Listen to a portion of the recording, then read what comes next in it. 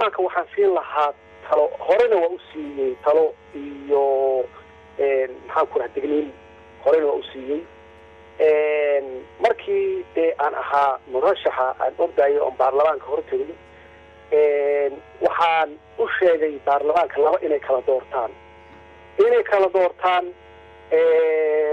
badbaado qaran iyo burbus qaran inaysan kala dooranaynin laba musharax ama laba murashax aysan kala dooranaynin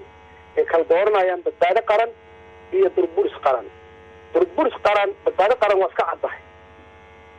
burbus qaran waxaan ula jeedaa dawladda maxaan ku idhaahdaa abuurta ama aanan ka shaqaynin dib u heshisiinta oo qabiiladu ay dagaalaan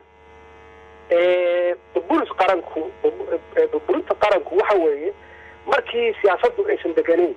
oo maalin walba isbedel uu jiro. burburinta qaranku waxa weeye markii dawlado shisheeye ay kusoo fargeliyaan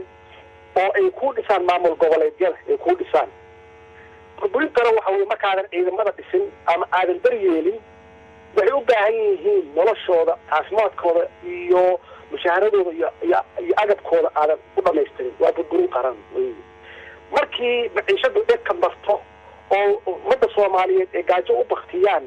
oo ay wax gadan waayaan oo ilmahana aysan iskuulla aadin caafimaadna aysan haysan waa qayb ka mid ah burburinta qaranka. waxa weeye in baarlamaanka iyo madaxweynihii ay kala qaybsan yihiin waa qayb ka mid ah burburinta qaranka iyada nafteeda. marka badbaadadu